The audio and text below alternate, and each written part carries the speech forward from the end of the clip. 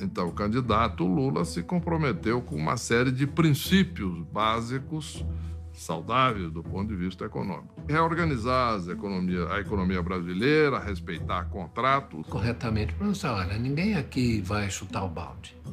Né? Muitas pessoas não acreditaram, não levaram isto muito a sério. Lula manteve o acordo com o FMI, que ele se comprometeu ainda na campanha a cumprir.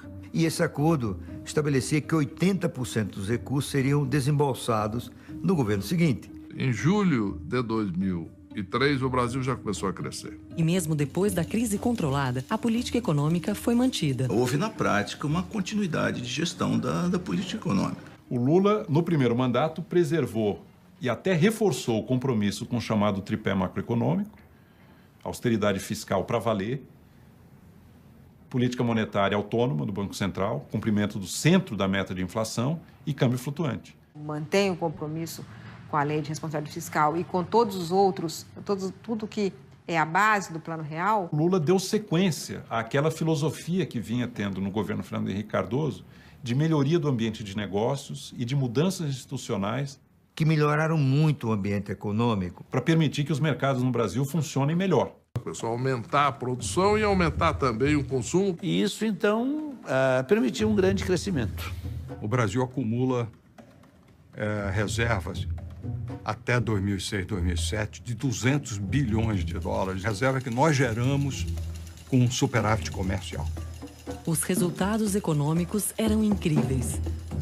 E é um governo que tem um grande sucesso. As famílias, as empresas, na medida em que todos acham que a economia vai estar bem o ano que vem, daqui a 2 anos, 3 anos, 4 anos, 5 anos, as pessoas investem, fazem planos, passaram a consumir, a investir, a produzir. O governo Lula, ele cresceu em média 4,5%. Caiu a taxa de juros. O crédito aumentou, índices de financiamento ficaram mais abundantes. O sistema financeiro brasileiro dobra de tamanho de 2003 a 2008, vai de 25% para 50% do PIB de crédito, e é principalmente crédito ao consumo. A arrecadação começou a crescer, o que permitiu aí sim a expansão dos programas sociais, de inclusão, de distribuição de renda, etc, etc, etc, como, por exemplo, o Bolsa Família.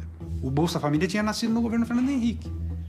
Isso tudo teve continuidade do governo Lula e expansão. E esses programas ganharam escala ao longo do tempo. O Bolsa Família atinge quase 50 milhões de pessoas, mais ou menos 1/4 da população brasileira, mas com um orçamento pequeno, 0,53% do PIB. O aumento do salário mínimo também continuou.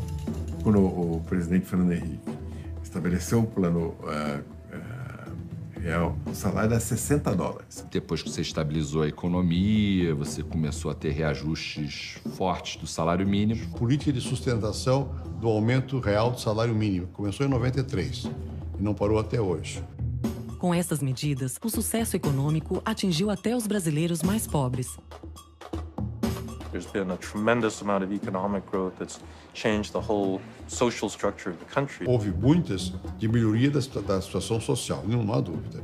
E aceleraram muito a partir do real. Então o Brasil passa a seguir um caminho do meio, aonde a desigualdade cai, mas o crescimento também acontece e a pobreza acaba sofrendo essa dupla redução, seja pelo crescimento do bolo, seja pela melhor distribuição. O desemprego, que estava a 13%, caiu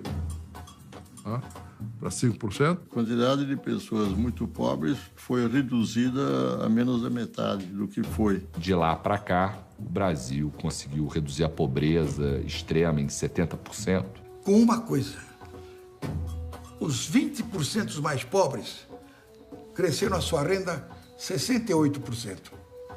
E os 20% mais ricos cresceram 38%. Todo mundo melhorou, mas os mais pobres melhoraram substancialmente mais.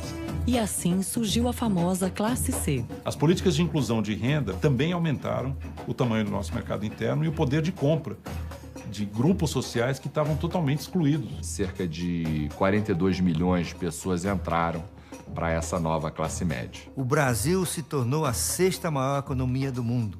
Um resultado incrível. Os números eram fantásticos. E o sucesso favoreceu a reeleição do presidente Lula. Em 2008, o Brasil